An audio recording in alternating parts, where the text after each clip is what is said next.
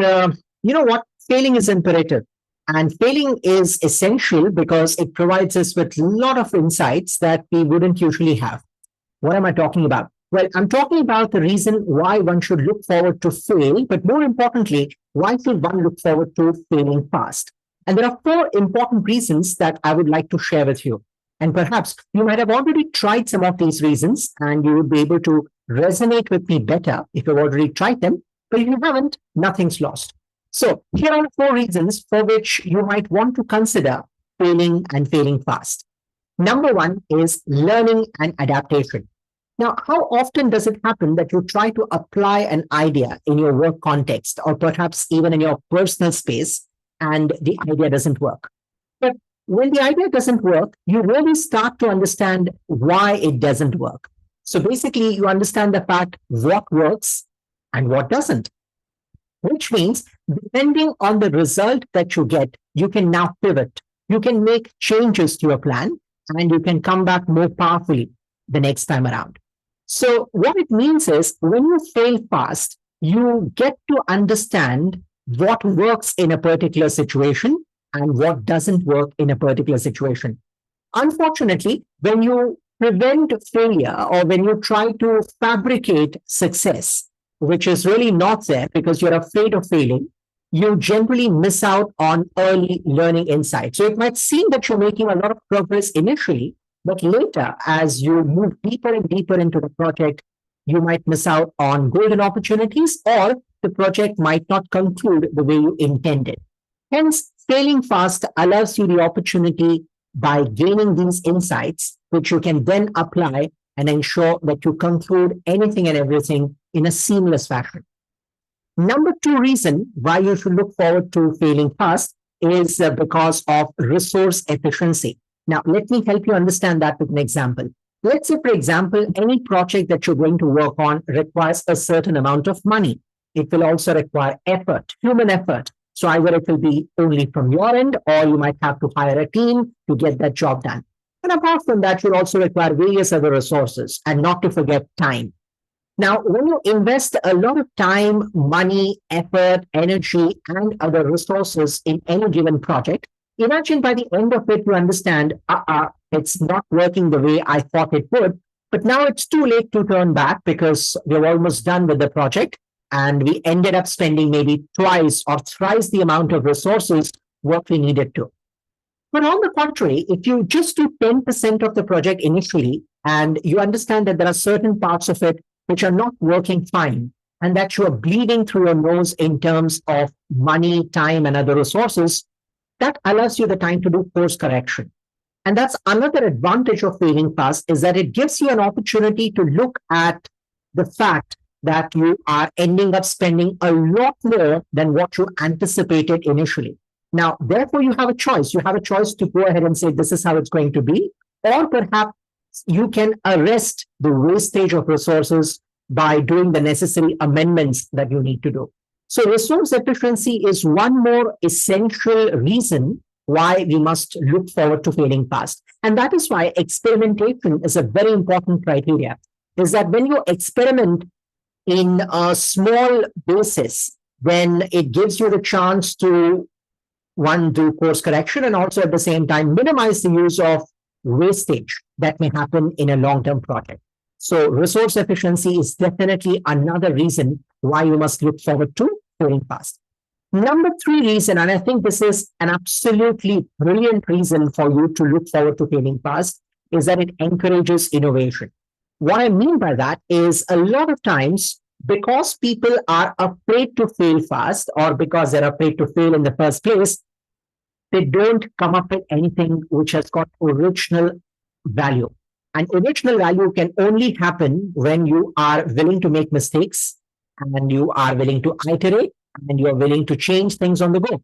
Now, all of this requires you to have the ability to experiment with things that are available at your disposal. And this is what you need in order to become either an innovative person or an innovative organization. Look around all the innovative companies that exist around us, whether it's Google, Apple, or any other company that you can think of. These are organizations who pump in a lot of money in research and development. And they know the fact that unless you are willing to be wrong, unless you are willing to fail fast, you cannot come up with original creative ideas. And once you come up with original creative ideas, they enjoy a long term premium over their competitors. And I think the same holds true for you as individuals as well. So perhaps think of it. Sometimes maybe you want to try a new academic course, or you may want to start learning singing, or you may want to join martial arts, or any other skill based program that you want to acquire. Can you do it maybe for one or two classes, or maybe for a couple of hours to see if it works for you? Is this something that you would like to do on a long term basis? And if that attracts you, perhaps you can invest more time, energy, and money into it. So you can come up with original ideas as long as you're willing to fail fast rather than trying to simply replicate or copy what many others are doing. Reason number four, and the reason number four is my personal favorite, is that when you fail fast or when you have the appetite to fail fast, you inherently build a lot of resilience. Now, resilience in a very simple context means the ability to bounce back from a failure. So what happens is failures can actually frustrate people or they can help us build resilience. Now, how do they help us build resilience? Because every time you fail, look back at what you did not do well because of which you failed. Perhaps it's an opportunity for you to document what you did not do well. Unfortunately, you don't document it. But once you identify where you failed and why you failed, and then you rework on that idea the next time around you give an attempt, you are less likely to commit the same mistake, the same blunder. And that means that instead of looking at your short-term failures as something which is irreparable, you look at them as opportunities to change course or make necessary amendments. And that also builds in growth mindset inside of you. It makes you believe that if I do the necessary changes, if I put in efforts in the right direction, I will be able to come up with something better, something bigger, and something that I can be proud of. So people who are willing to fail fast also build a lot of resilience. And I think that's a wonderful thing to happen for any individual, no matter in what stage of your career you are in. So these are the four important reasons I believe one must look forward to failing fast. Of course, there are other reasons as well, like you can be faster in the competition, you will do much better in the long run and things like that. But I think more so, these are the four reasons why you must look at failing fast and doing something about failing fast. All right. So what are the reasons again? Number one is your ability to learn and adapt. When you fail fast, you learn a lot, you gain early insights, and therefore you can adapt. You can make changes as and when necessary.